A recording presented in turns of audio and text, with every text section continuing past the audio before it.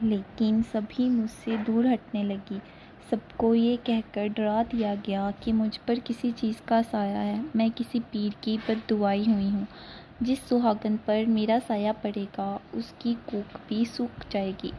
میرے تن بدن میں آگ لگ گئی، دل میں انتقام کی آگ بھڑک اٹھی۔ مجھے ایک خیال یہ بھی آیا، اگر میں جوابی کارروائی کے طور پر ساس اور نندوں کے منہ لگی تو وہ میرے خاوند کو بھڑکا کر مجھے طلاق دلا دیں گی۔ اگر طلاق کا تعلق صرف میری ذات سے ہوتا تو میں پرواہ نہ کرتی۔ مجھے اپنے ماں باپ کا خیال آ گیا، وہ یہ صدمہ کیسے برداشت کرتے۔ میں نے دل کے شعلے دل میں ہی رکھے اور دل جلتا رہا۔ مائکے کی ایک سہیلی نے میرا ساتھ نہ چھوڑا، وہ میری ہمراز تھی، ہماری دوستی گہری تھی۔ ازدواجی زندگی کے چھٹے سال مجھے اشارہ مل گیا کہ اب طلاق کے سوا کوئی چارہ نہیں۔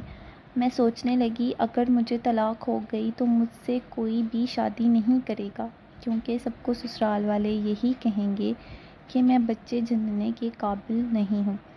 ان حالات میں جب طلاق کی تلوار میرے سر پر لٹکنے لگی تو میں ساس نندوں کی باتوں کو برداشت کرنے لگی، لیکن پھر بھی آئے روز جک جک ہونے لگی۔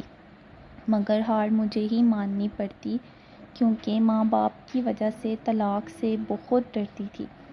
ایک روز لیکن سبھی مجھ سے دور ہٹنے لگی۔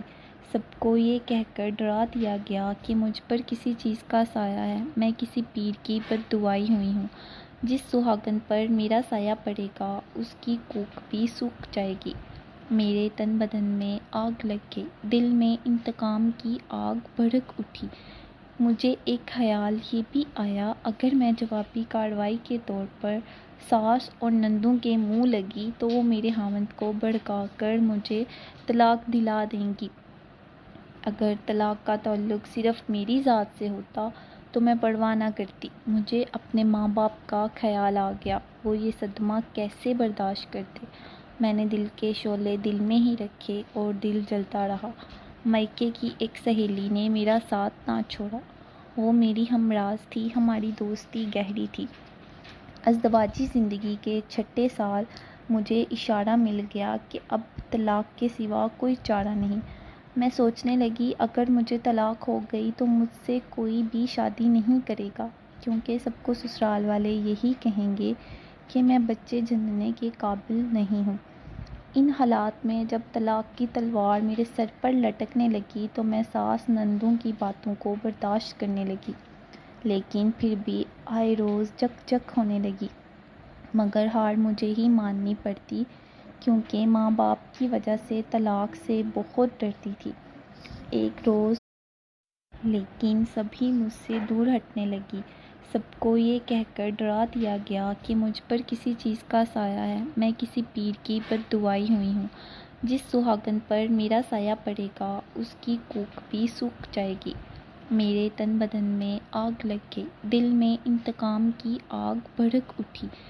مجھے ایک خیال یہ بھی آیا، اگر میں جوابی کارروائی کے طور پر ساس اور نندوں کے منہ لگی تو وہ میرے خاوند کو بھڑکا کر مجھے طلاق دلا دیں گی۔